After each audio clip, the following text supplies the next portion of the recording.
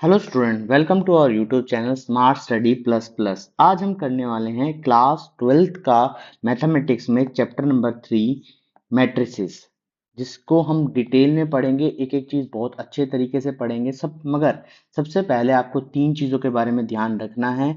एक Instagram channel जिसका नाम है स्मार्ट स्टडी प्लस प्लस, एक YouTube channel smart study plus plus और एक तीसरा चैनल है जो टेलीग्राम पे मिलेगा स्मार्ट स्टडी प्लस प्लस 1 के नाम से, जिसको आपको फॉलो कर लेना है ताकि आपको सारी की सारी इंफॉर्मेशन मिल जाए प्लस पीडीएफ आपको अवेलेबल हो जाए। चलिए अब बात करते हैं, स्टार्ट करते हैं मैट्रिसेस चैप्टर की। सबसे पहले हम मैट्रिसेस की डिफाइन के बारे में बात करते हैं कि मैट्रिक्स होता क्या है, किस तरीके से चीजें होती हैं और किस तरीके से चलती हैं चीजें। देखो, मैट्रिक्स का मतलब क्या होता है कि एक ऐसा रेक्टेंगुलर अरेंजमेंट जिसमें कुछ नंबर्स ऑफ रो होते हैं और नंबर ऑफ कॉलम्स होते हैं, उसे मैट्रिक्स कहते हैं। जैसे सिंपल सी बात करूं, ये वाली चीज जैसे कि 1 2 3 4, ठीक है, इसको कहते हैं हम रो और इसको कहते हैं हम कॉलम। एक ऐसा अरेंजमेंट जिसमें कुछ रोज होती हैं और कुछ कॉलम होते हैं, उसे कहते हैं हम मैट्रिक्स। अच्छा, मैट्रिक्स के जो साइन है, जो बॉक्स का साइन होता है वो ये होता है और ये वाला होता है, तो ये दोनों शो करते हैं मैट्रिक्सेस होने वाले हैं। ठीक है, अब मैं बात करूं तो मैट्रिक्स जो शो होता है ये ए आई जे की फॉर्म में शो होता है। अभी ए आई जे क्या है ये भी बारे में बताओ, इंटू एन। ये एम शो कर रहा है नंबर ऑफ रोज के बारे में और ये एन शो कर रहा है नंबर ऑफ कॉलम के बारे में।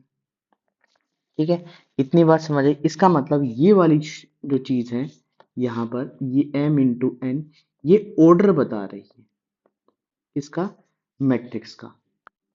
एक सेकेंड, ठीक है, ये बात समझ आई। अब बात करें कि भाई नंबर ऑफ एलिमेंट्स का कैसे पता करेंगे। नंबर ऑफ एलिमेंट्स के बारे में इसमें कैसे पता करेंगे, तो नंबर ऑफ एलिमेंट्स के बारे में,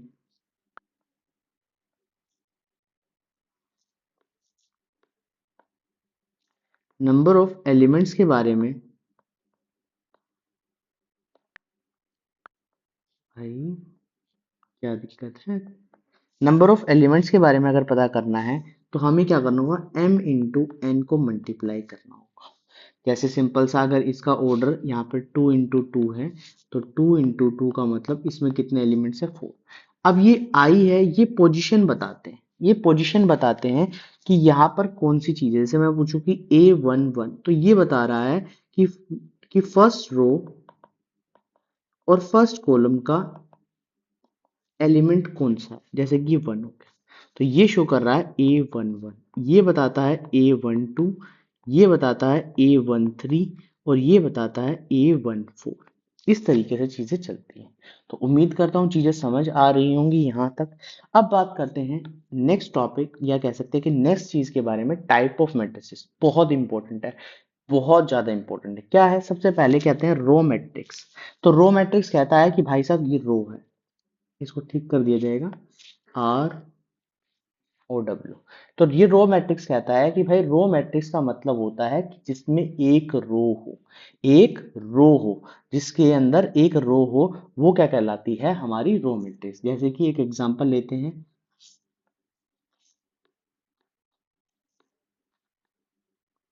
2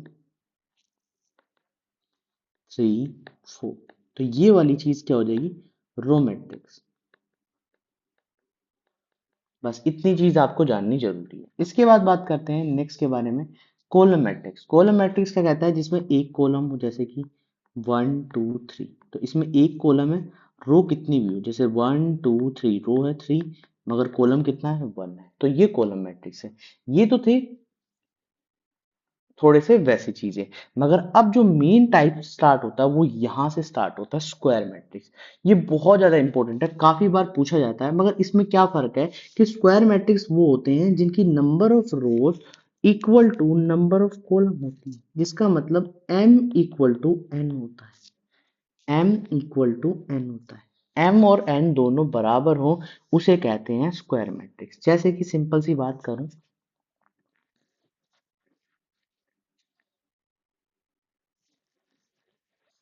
यहाँ पर 1 2 3 4, तो यहाँ पर ऑर्डर क्या है, 2 × 2 है, 2 रो है और 2 ही कॉलम है, तो ये क्या हो जाएगा, स्क्वायर मैट्रिक्स, क्योंकि यहाँ m = n। इतनी बात समझ आई। क्वेश्चन में पूछा जाएगा कि स्क्वायर मैट्रिक्स कौन से होते हैं, ठीक है, तो यहाँ पर स्क्वायर मैट्रिक्स ध्यान रखना। चलो आगे बढ़ते हैं, अब बात करते हैं डायगोनल मैट्रिक्स की। डायगोनल मैट्रिक्स की बात करते हैं तो यहाँ पर मतलब होता है कि एक square matrix is said to be diagonal matrix if non diagonal elements are zero. तो डायगोनल के अलावा यहाँ पर बोलो 1 2 3 बाकी ये सब नंबर जीरो हो जाए, डायगोनल के अलावा बाकी नंबर्स क्या हो जाए, जीरो हो जाए, इसे कहते हैं डायगोनल मैट्रिक्स। तो ध्यान से समझना ये क्या है, क्योंकि ये चीज आपको समझ आ जाएगी तो इजीली हो जाएगा। डायगोनल मैट्रिक्स कहता है कि यहाँ पर जो ये डायगोनल बने हुए हैं इनके अलावा कोई भी नंबर जीरो हो जाए, उसे डायगोनल मैट्रिक्स कहते हैं। तो सिंपल सी बात इतनी सी आपको याद रखनी है कि डायगोनल मैट्रिक्स, अच्छा जरूरी नहीं है सेम हो, जरूरी नहीं है सेम हो, ठीक है, अगर सेम नहीं है तब भी चलेगा। अब बात करते हैं स्केलर मैट्रिक्स की। क्या है स्केलर मैट्रिक्स? स्केलर मैट्रिक्स कहता है scalar matrix if diagonal elements are equal, diagonal elements जो होते हैं वो इक्वल होते हैं, जैसे कि √3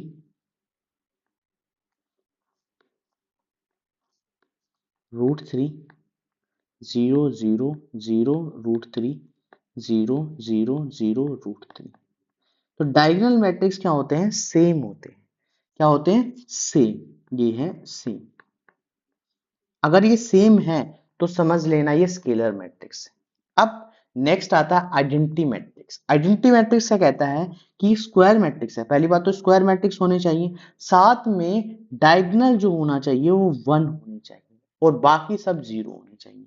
ये बहुत बार पूछा जाएगा जब भी आइडेंटिटी मैट्रिक्स के बारे में बात की जाए, तो ये समझ जाना है आपको। तो ठीक है, तो क्या बोलेगा, 1 0 0 0 1 0 0 0 1। अच्छा अब इनमें डिफरेंस क्या है, देखो यहाँ पर ये सेम हो सकते हैं मगर ये वाली चीज सिर्फ 1 होंगे, ये वाली चीज सिर्फ 1 होंगे, बाकी ये सेम हो सकते हैं। स्केलर मैट्रिक्स, स्केलर मैट्रिक्स में √3 की जगह पे कोई भी आ सकता है, 2 2 2 आ सकता है, 3 3 3 आ सकता है, मगर आइडेंटिटी मैट्रिक्स में सिर्फ क्या आते हैं, 1 1 1 आते हैं, इसे कहते हैं आइडेंटिटी मैट्रिक्स। ये डिफरेंस आप समझ जाना, ठीक है। नेक्स्ट क्या है, जीरो मैट्रिक्स। जीरो मैट्रिक्स क्या कहता है कि भाई साहब जीरो मैट्रिक्स वो मैट्रिक्स होती है जिसमें सारे एलिमेंट्स जीरो हो। इसका एक और नाम होता है जिसे हम कहते हैं नल मैट्रिक्स, नल मैट्रिक्स। ये भी ध्यान रखना कि नल मैट्रिक्स और जीरो मैट्रिक्स सेम होता है। तो सारे एलिमेंट्स क्या होने चाहिए, 0 0 0 0 0 0 0 0 0। अब ये क्यों जरूरी है, क्यों हमें जीरो मैट्रिक्स सीखना होता है? देखो जीरो मैट्रिक्स सीखने के पीछे एक कारण है। जीरो मैट्रिक्स हमें इसलिए सीखना होता है क्योंकि एग्जामिनर कह देता है कि a+b मैट्रिक्स इक्वल टू 0 या नल मैट्रिक्स, इस तरीके से पूछ सकता है। अब हमें ये नहीं पता कि भाई नल और जीरो मैट्रिक्स क्या है, तो हम कैसे सॉल्व करेंगे, ठीक है, कैसे सॉल्व करेंगे, या A B equal to 0 and null matrix, इस तरीके से पूछिए। तो एग्जामिनर के लिए ये जीरो और नल मैट्रिक्स हमें जानना जरूरी है। इतनी बात समझ आई, तो ये टाइप्स थे, टाइप समझ आ गए होंगे। चलो अब टाइप समझ आ गए तो अब हम कुछ इंपॉर्टेंट चीजें करते हैं, कुछ इंपॉर्टेंट पॉइंट्स करते हैं जो आपके एग्जाम में बहुत ज्यादा इंपॉर्टेंट है। लिख देता हूं यहां पर सम इंपॉर्टेंट पॉइंट्स। तो सबसे पहला इंपॉर्टेंट पॉइंट है कि इक्वलिटी ऑफ मैट्रिक्स क्या होता है, कि दो मैट्रिक्स कब इक्वल होते हैं, दो मैट्रिक्स कब इक्वल होते हैं, या कह सकते हैं कि दो मैट्रिक्स को इक्वल कब कहा जाएगा। तो इसके पीछे की दो सिचुएशंस हैं, दो बातें हैं। पहली बात क्या कहता है कि सेम ऑर्डर होना चाहिए, सेम ऑर्डर होना चाहिए। सेम ऑर्डर होगा तो क्या चीज सबसे सेकंड चीज क्या हो जाएगी, नंबर ऑफ एलिमेंट्स भी क्या हो जाएंगे, इक्वल हो जाएंगे। अभी हमने जाना इक्वल्स, जैसे ये दो matrix X Y Z W equal to में 3 1 2 3, ठीक है। ये दोनों चीज, तो ये आपस में इक्वल मैट्रिक्स है। क्यों है? क्योंकि इनका जो ऑर्डर है वो सेम है और नंबर ऑफ एलिमेंट्स सेम है, ठीक है। एक बात और कहते हैं, एक बात और कहते हैं इक्वलिटी मैट्रिक्स के अंदर कि two matrix are equal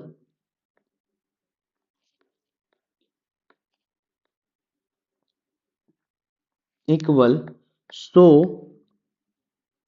there corresponding elements are equal. कि दो मैट्रिक्स अगर इक्वल हैं तो उनके कोरस्पॉन्डिंग एलिमेंट्स जो होंगे वो इक्वल हो जाएंगे। मतलब ये x जो हो जाएगा ये 3 के बराबर हो जाएगा, ठीक है। ये जो z है ये 2 के बराबर हो जाएगा और y जो है वो 1 के बराबर और w जो है वो 3 के बराबर हो जाएगा। ये चीज हमें पता होनी चाहिए, ये चीज आपको अच्छे से पता होनी चाहिए। तो ये ध्यान रखना कि दो मैट्रिक्स अगर आपस में इक्वल हैं तो वहां पर क्या चीज इक्वल हो जाएगी, वहां पर उनके जो कोरस्पॉन्डिंग एलिमेंट्स है वो भी इक्वल हो जाएंगे। चलिए ये चीज समझ आई। अब इसके अलावा और इंपॉर्टेंट पॉइंट क्या हो सकते हैं? अगर कोई पूछ ले कि भाई नंबर ऑफ, पूरा लिख देता हूं यहाँ पे, नंबर ऑफ मैट्रिसेस या नंबर ऑफ मैट्रिक्स बताओ। क्या हमारे पास एलिमेंट्स गिवन है? हमारे पास एलिमेंट्स गिवन है, कुछ इस तरीके से कह सकते हैं कि नंबर ऑफ एलिमेंट्स गिवन है और मैं पूछूं कि भाई इनसे कितने तुम मैट्रिक्स बना सकते हो, साथ में ऑर्डर भी गिवन है, साथ में ऑर्डर भी गिवन है। क्वेश्चन है, ऐसा क्वेश्चन है आपकी बुक के अंदर ऐसा सेम। तो ध्यान रखना कि नंबर ऑफ मैट्रिक्स का फॉर्मूला है कि जितने एलिमेंट्स होंगे अगर उनकी पावर m इंटू एन हो जाए। सपोज करो दो एलिमेंट है 0 1 और 3 इंटू 3 का ऑर्डर गिवन है, तो क्या हो जाएगा? दो एलिमेंट्स है 3 इंटू 3 बन जाएगा। तो इसका मतलब यहां पर हम 2 की पावर 9 क्या बना सकते हैं? हम मैट्रिक्स बना सकते हैं, नंबर ऑफ मैट्रिक्स बना सकते हैं। ये आपके क्वेश्चन एग्जाम में भी पूछा गया और बुक में भी ये क्वेश्चन है, तो इसलिए यहां पर ये चीज बताई गई है। तो ध्यान से इस चीज को समझ जाना कि ये चीज, ये एग्जाम्पल है, ठीक है। ये चीज किस तरीके से कही गई है, ठीक है। अब नेक्स्ट चीज क्या है? नेक्स्ट चीज सम। सम का मतलब होता है प्लस और डिफरेंस, डिफरेंस का मतलब होता है माइनस। डिफरेंस का मतलब माइनस। ये कब हो सकते हैं? ये कब हो सकते हैं? तो इसके लिए इफ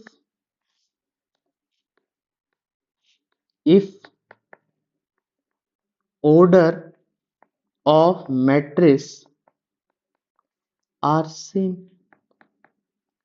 are same।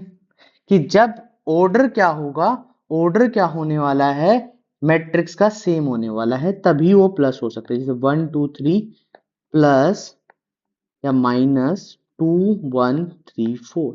तो ये दोनों तभी प्लस हो सकते हैं जब इनका ऑर्डर जो होगा 2 इंटू 2 2 इंटू 2 सेम होगा, तभी ये प्लस हो सकते हैं। तो इतनी बात समझ आई। तो अभी हम इतनी बात करते हैं, कुछ क्वेश्चंस करते हैं, फिर आगे और बहुत सारी बातें अभी बाकी हैं। सिर्फ ये बेसिक नॉलेज आपको अच्छे तरीके से हो जानी चाहिए। उम्मीद करता हूं यहां तक चीजें समझ आ गई होंगी। चलिए अब कुछ क्वेश्चन करते हैं, फिर आगे दोबारा से चीजों पे आते हैं। तो यहाँ पर सबसे पहला क्वेश्चन कुछ इस तरीके से है जिसको हमें सॉल्व करना है, और कैसे सॉल्व करना है ये देखते हैं। बोला है क्वेश्चन में कि भाई साहब की एक मैट्रिक्स गिवन है इस तरीके से। सबसे पहले ऑर्डर पूछा है, तो ऑर्डर का मतलब यहाँ पर नंबर ऑफ रोज कितनी होंगी? 1 2 3। Number of columns 1 2 3 4। इसका मतलब 3 इंटू 4 होगा। तो यहाँ पर जो पहले पार्ट का आंसर आएगा वो 3 इंटू 4 आ जाएगा। इतनी बात समझ आई? समझ आई, क्योंकि नंबर ऑफ रोज जो हैं वो 3 हैं, नंबर ऑफ कॉलम्स जो हैं वो 4 है। तो ऑर्डर क्या बन जाएगा? 3 इंटू 4। इतनी बात समझ आई। तो नंबर ऑफ एलिमेंट्स, तो देखो मैंने बताया था अगर m इंटू एन कर दूंगा, 3 इंटू 4 कर दूंगा, तो मेरे पास इन दोनों का जो एलिमेंट्स है वो आ जाएंगे 12। तो पहला क्वेश्चन का पहला पार्ट हो चुका है। पहला पार्ट दूसरा पार्ट हो चुका है। अब तीसरे पार्ट की बात करते हैं। यहाँ पे पूछा है A13 का मतलब पूछा है कि यहाँ पर ये रो है, ये फर्स्ट वाली चीज क्या है, फर्स्ट रो के बारे में पूछना, और ये थर्ड कॉलम के बारे में पूछना, थर्ड कॉलम के बारे में पूछना। ये पूछा है कि फर्स्ट रो, तो ये वाली रो, और इसमें थर्ड कॉलम कितना है 19, तो इसका मतलब ये कितना आ जाएगा, A13 कितना आ जाएगा 19 आ जाएगा। यहाँ तक कोई डाउट? इसके बाद बिल्कुल बिल्कुल बेसिक तरीके से करा रहा हूं मैं, एक एक चीज को करा रहा हूँ।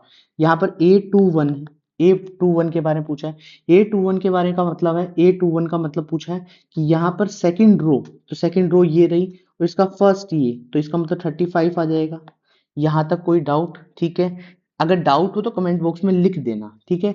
इसके बाद A33 पूछा है। A33 का मतलब तीसरी रो का तीसरा कॉलम और तीसरी, ठीक है, तीसरी रो ये रही, इसका तीसरा कॉलम, इसका मतलब -5।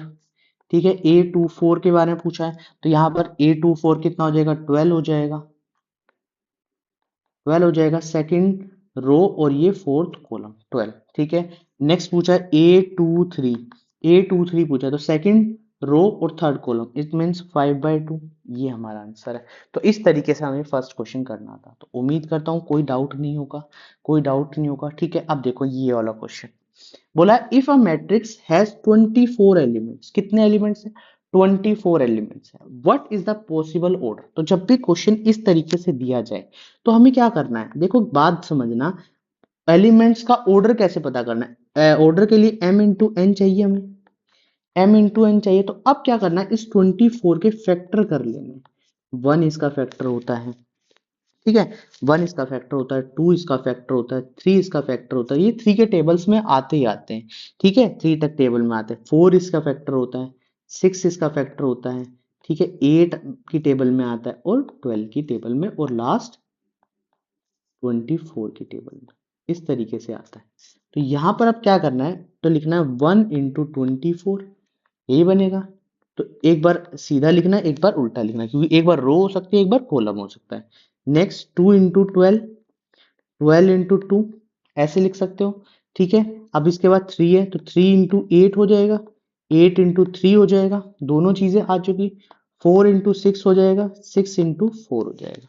बस यही इसके पॉसिबल ऑर्डर बनेंगे। तो 1 2 3 4 5 6 7 8, तो 8 इसके पॉसिबल ऑर्डर बनेंगे। तो हमने ये लिख दिए हैं यहाँ पर। ठीक है, अब पूछा है आगे, what if that has 13 element, तो 13 एलिमेंट है, तो 13 एलिमेंट के फैक्टर्स, 13 किस किस टेबल में आता है 1 की में और 13 की में, तो 1 इंटू 13 और 13 इंटू 1, बस इतना ही बनना है, यही इसका आंसर होगा। इस तरीके से चीजें करनी है। कोई मुश्किल, कोई चीज समझ नहीं आए तो कमेंट बॉक्स में लिखना। मैं बार बार बोल रहा हूँ भाई साहब, समझ जाना इस चीज को। ठीक है, अच्छा यही सेम क्वेश्चन है, ये हम आपके लिए एच डब्ल्यू रखते हैं। ठीक है, ये एच डब्ल्यू रखते हैं, ये एच डब्ल्यू आपको करके लेके आना। 80 एलिमेंट्स हैं और 5 एलिमेंट्स हैं। कमेंट बॉक्स में नीचे लिख देना। जब तक आप नहीं लिखोगे, जब तक आप चीजें नहीं कर पाओगे, तब तक ये चीजें समझ नहीं आएंगी। सेम क्वेश्चन है, सिमिलर क्वेश्चन है। ठीक है, थोड़ा सा होमवर्क भी हम देते रहेंगे ताकि आपको चीजें समझ आ जाए। देखो अब क्वेश्चन में बोला है कि 2 इंटू 2 ऑर्डर का मैट्रिक्स है, और ए आई जे का मतलब मैंने बताया था ना भाई, A11 पहली रो पहला कॉलम, इस तरीके से पूछा गया है। तो पहले हम क्या बनाते हैं, 2 2 का ऑर्डर बनाते हैं। तो यहाँ पर A11 आ सकता है, A12 आ सकता है, A21 आ सकता है, A22 आ सकता है। अब क्वेश्चन में पूछा है ये वाला पार्ट, सबसे पहला पार्ट, कि फाइंड करो A11, आई की जगह पहले 1 1 रखेंगे, तो 1 + 1/2 का होल स्क्वायर, तो कितना आ जाएगा, कितना आएगा यहाँ पर ध्यान से देखो, 2 का square by 2, it means 4/2, it means 2 आ जाएगा, 2 आ जाएगा। ऐसे निकालना है, ऐसे निकालना है, कोई दिक्कत वाली बात? ठीक है, कोई दिक्कत होनी चाहिए इसमें, नहीं होनी चाहिए ना, इस तरीके से निकालना है। ठीक है, सेकंड पार्ट A12, तो 1 + 2/2 का होल स्क्वायर, इट मीन्स 3 का square by 2, it means 9/2। Third part A21, A21 का मतलब 2 + 1 का होल स्क्वायर बाय 2, तो 3 का square by 2, it means 9/2। A fourth part की बात करें तो कितना आना चाहिए, A22, तो 2 + में 2 का होल स्क्वायर बाय 2, तो इट मीन्स 4 का square by 2 it means 16 by 2 it means 8।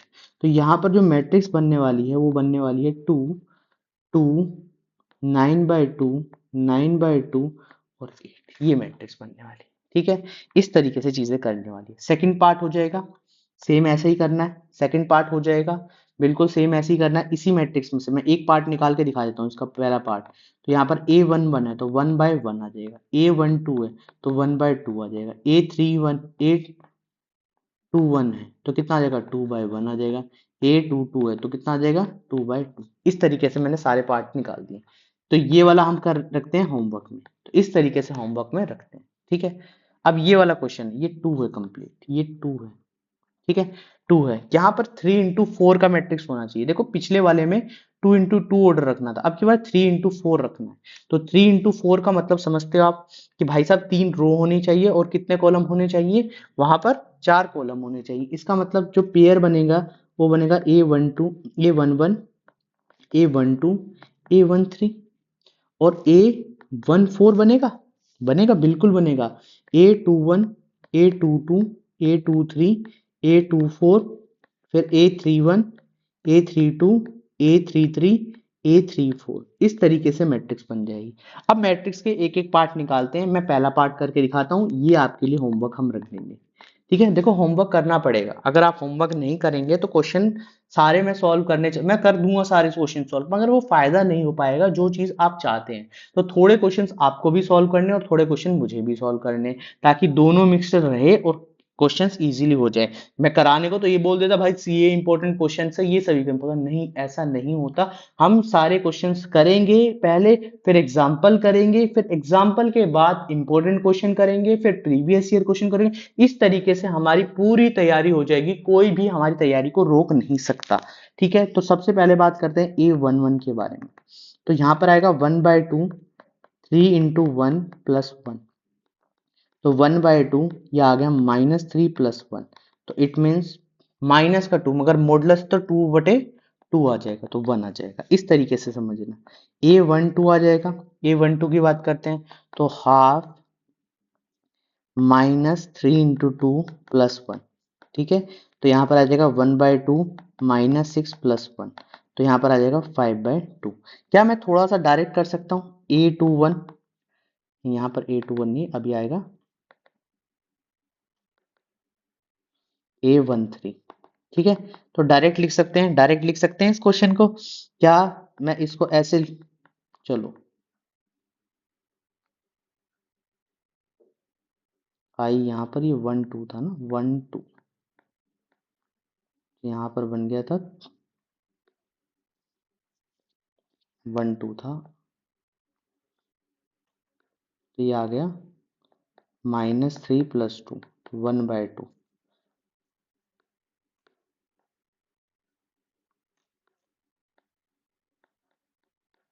ठीक है, यहाँ पर 1 + 3 तो आ गया 1/2 0, इस तरीके से बनाना है। ठीक है, 0 आ जाएगा। A14 तो 1/2 -3 × 1 + 4, तो आ गया 1/2। ठीक है, A21 तो 1/2 -3 × 2 + 1, तो यहाँ पर आ जाएगा 5/2। A22 तो -3 × 2 + 2, तो आ गया 6/6, तो यहाँ पर आएगा 4/2 2। A23 तो हाफ -6 + 3, तो आ गया 3/2। A24 तो 1/2, तो यहाँ पर आ जाएगा 6 + 4, तो आ गया 2/2 इट मीन्स 1। A31 तो यहाँ पर आएगा हाफ और ये आ जाएगा -9 + 1, 8/2 4। A32 हाफ -9 + 2, तो 7/2। A33 हाफ हाफ यहाँ पर तो -9 + 3 6/2 इट मीन्स 3। A34 हाफ और -9 + 4 5/2, तो इस तरीके से हमारी मैट्रिक्स बन गई।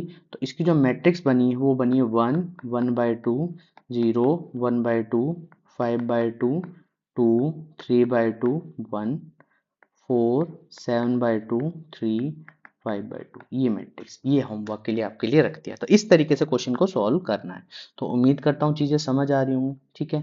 अब देखो नेक्स्ट वाली बात करते हैं कि बोला find the value of the X Y Z from the following equation. सबसे पहला क्वेश्चन ध्यान से देखो, क्या ये इक्वल मैट्रिक्स है?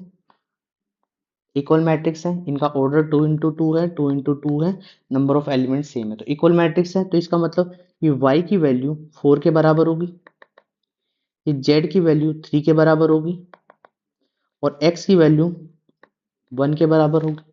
बस इतना सा काम करना था, कोरस्पॉन्डिंग एलिमेंट्स क्या होंगे? इक्वल हो जाएंगे। यहाँ पर देखते हैं x + y = 6, xy = 8 और 5 + z = 5। तो z की वैल्यू तो आ गई 0, z 0 हो गया। ठीक है, अब यहाँ पर x y करना है तो दो तरीके से आप कर सकते हो क्वेश्चन में। कैसे कर सकते हो? दो तरीके से कर सकते हो क्वेश्चन को। क्वेश्चन में इसका क्या करें, x + y का होल स्क्वायर होता है, दोनों तरफ स्क्वायर कर देता हूँ। तो यहाँ पर आएगा x² y², अभी ध्यान से सुनना, +2xy = 36। तो x² + y² + 2xy, तो 2 × 8 = 36। तो 36 - 16 20 आ जाएगा, x² + y²। क्या इसमें मैं -xy जोड़ दूं, 2xy जोड़ दूं माइनस दोनों तरफ? कर सकता हूं। तो यहाँ पर बन जाएगा x - y का होल स्क्वायर, 20 - 2 × 2 × 8। तो यहाँ पर 4 बचेगा, तो x - y की वैल्यू आ गई 4। x - y की वैल्यू आ गई प्लस माइनस का 2। इस तरीके से आ गया, इस तरीके से हमारे पास आ गया। अब ध्यान से देखो, x + y मेरे पास कितना था? 6 था। x - y मेरे पास कितना था? एक बार 2 है, तो यहाँ पर 2x की वैल्यू, x की वैल्यू 4 आ गई। ठीक है, 4 आ गई, तो y की वैल्यू कितनी हो जाएगी? y की वैल्यू कितनी हो जाएगी? यहाँ पर 2 हो जाएगी, y की वैल्यू 2 हो जाएगी। कैसे निकाला? पहली वाली इक्वेशन में पुट कर दिया। इसी तरीके से x + y 6 है, x - y -2 है, तो यहाँ पर x की वैल्यू कितनी आ जाएगी? 4/2, 2 आ जाएगी। x तो y कितना हो जाएगा? 4 हो जाएगा। बस इतना काम करना था, ठीक है। अब देखो नेक्स्ट वाले क्वेश्चन में, थर्ड पार्ट में। थर्ड पार्ट में क्या है? x + y + z = 9, x + z = 5 और y + z = 7। देखो कितना इजी क्वेश्चन है। क्या y + z के प्लेस पर मैं 7 रख सकता हूँ? तो यहाँ पर x की वैल्यू 2 आ जाएगी। ठीक है, क्या मैं x + z के प्लेस पर रख सकता हूँ कितना? 5। तो यहाँ पर 4 आ जाएगी वैल्यू y की। अब z की वैल्यू निकालनी है तो कोई भी पुट कर दो किसी भी इक्वेशन में, तो 3 आ जाएगी। तो 2, 3, 4 इस तरीके से चीजें आ जाएंगी। समझ आ गया? उम्मीद करता हूँ चीजें समझ आ गई होंगी। ठीक है, नेक्स्ट क्वेश्चन के बारे में बात करते हैं। यहाँ पे बोला a - b = -1। ठीक है, 2a + c = 5 और 2a - b = 0 और 3c + d = यहाँ पर आ जाएगा 30। तो देखो ये दोनों सोल्व हो सकते हैं, माइनस प्लस माइनस, ये दोनों कैंसिल, यहाँ से -a की वैल्यू -1 आ गई, तो a की वैल्यू 1 आ जाएगी, 1 आ गई। a हमारे पास 1 आ गया, a हमारे पास 1 आ गया, पुट कर दो। ये पहली इक्वेशन थी हमारी, इसमें पुट कर देता हूँ। तो -1 - b -1, तो -b = में 1 है ना, 1, तो यहाँ पर -2, तो b की वैल्यू आ गई 2। b 2 आ चुका है, a 1 था, तो यहाँ पे पुट करोगे तो यहाँ पर c की वैल्यू आ जाएगी 5 - 2। 5 - 2 का मतलब 3, C3 आ गया, C3 आ गया, C3 आ चुका है। तो 3 × 3 + d = 13। तो d की वैल्यू 13 - 9, तो यहाँ पर आ जाएगा 4, d की वैल्यू आ गई 4। बस इतना काम करना था, यहाँ पर a b c d निकालने थे। तो a की वैल्यू 1 है, b की वैल्यू 2 है, c की वैल्यू 3 है, d की वैल्यू 4 है। बस इतना सा काम करना है। अब देखो ये 3 MCQ क्वेश्चन, ये एमसीक्यू मैंने इसलिए रखा है। आगे बोला A is a square matrix. Square matrix है तो सिंपल सी बात है कि रो और कॉलम क्या होने चाहिए? बराबर होने चाहिए, बराबर होने चाहिए। तो m = n आ गया। इसके बाद देखते हैं 10th क्वेश्चन, फिर आते हैं 9th क्वेश्चन पे। ठीक है, इस पे देखते हैं number of all possible matrix. तो number of all possible matrix का फॉर्मूला क्या था? क्या था? नंबर ऑफ एलिमेंट्स की पावर m × n। तो यहाँ पर दो एलिमेंट्स है, 2 तो 2 की पावर 9 आ जाएगा, 2 × 3 × 3 तो 512 इसका आंसर बनेगा। ठीक है, 2 की पावर 9 होता है 512, चेक कर लेना। ठीक है, इतनी चीज होती है। अब बात करते हैं इस वाले ऑप्शन पे, यहाँ पे बात करते हैं। तो इसमें क्वेश्चन में क्या गिवन है, एक्स और वाई फाइंड आउट करना है। क्या फॉलोइंग पेयर से एक्स वाई निकल सकता है? देखो करने की कोशिश करते हैं। 3x प्लस 7 इक्वल टू 0, तो x की वैल्यू आ गई -7/3, बिल्कुल आ गई। इसको इससे के बराबर रख दिया। ठीक है, इसको यहाँ पर इसके बराबर और रख देते हैं। तो 2 - 3x equal to 4, -3x equal to +2, x की वैल्यू 2/-3 आ गई। ठीक है, y से हमें कोई मतलब नहीं है। देखो ध्यान से सुनना मेरी बात, 8, तो y इक्वल टू 7 आ जाएगा। यहाँ पे ध्यान रखना। अब ध्यान से सुनना, यहाँ पर क्वेश्चन में क्या है, क्या ये वाली चीज है ऑप्शन में? ये वाली चीज है? नहीं है। क्या ये वाली चीज है? ये वाली चीज है, मगर x की वैल्यू एक और निकल रही है 7/3। क्या ऑप्शन में दी गिवन है? सी ऑप्शन भी गलत हो जाएगा।